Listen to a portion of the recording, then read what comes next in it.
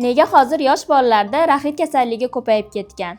Raxit bu vitamin D yetishmovchiligi natijasida kalsiy o'zlashtirish qiyinlashadi organizmda va suyaklar yemirilishi boshlanadi. Raxitning asl sabablaridan biri bu oddiygina quyosh yetishmasligi. Chunki organizmga vitamin D ni 80% quyosh orqali yetkaziladi. Bizda hozirgi kunda bolalar uyda o'tiradi, ko'chaga chiqmaydi, har xil gadjetlar, multfilmlar televizorda va qo'lida telefon bilan har kuni uyda o'tiradi. Buning natijasida esa organizmga tabiiy D vitamini kirishi qiyinlashadi. Keyingi sabablardan bittasi esa onalar ona sutidan bolalarga vitamin D yaxshi kiradi deb o'ylaydi va qo'shimcha vitamin D berishni to'xtatishadi. Bu umuman noto'g'ri fikr hisoblanadi, chunki ona sutida vitamin D ning miqdori juda ham kam bo'ladi va uni qo'shimcha ravishda tashqaridan yana bolaga olib kirish kerak.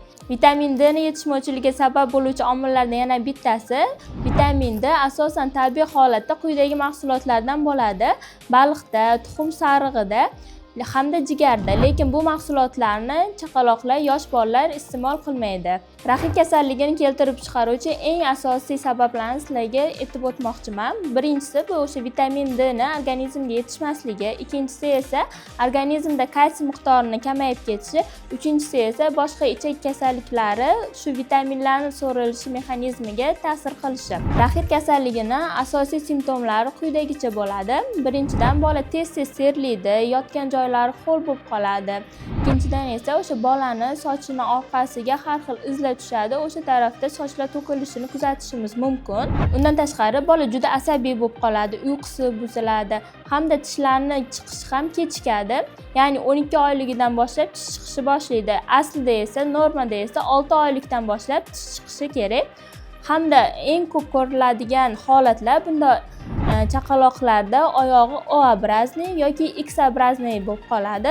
Bu ham raxitdan dalolat beradi va ko'p holatlarda esa ko'krak qafasida chuqurcha, ya'ni etikka o'xshagan chuqurchalar paydo bo'ladi. Raxitni darrov aniqlasa, uni davolasa bo'ladi.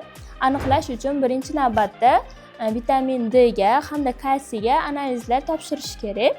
Shu analizlarni ko'rib, keyin kalsiy preparatlari yoki vitamin D preparatlari belgilanadi.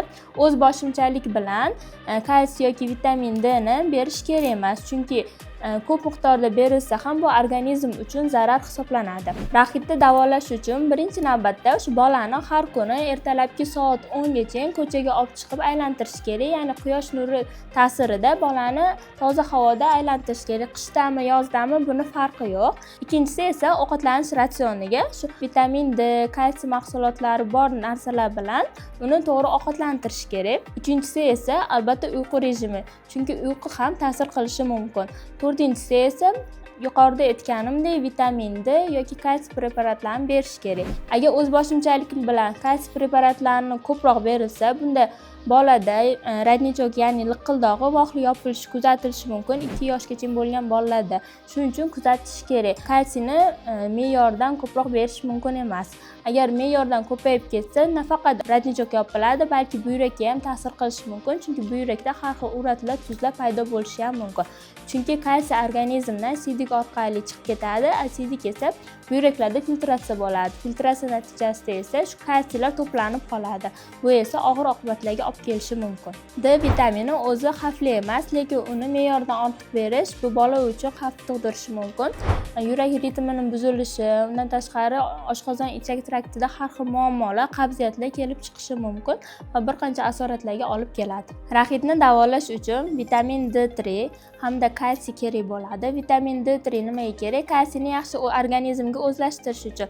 Hamda vitamin kaliy bo'lsa ham bu maqsadga muvofiq bo'ladi, chunki organizmga kirgan kalsiyni boshqa to'qimalarga, suyaklarga to'g'ri yetkazib berish uchun kaliy ham kerak bo'ladi. Bu vitaminlarni esa bitta kompleksda xarid qilishingiz mumkin. Sizlarga shunaqa Vitav kompleksini tavsiya qilaman. Buni ichidagi Osio kompleksda yuqorida sanab o'tgan hamma vitaminlarim bor.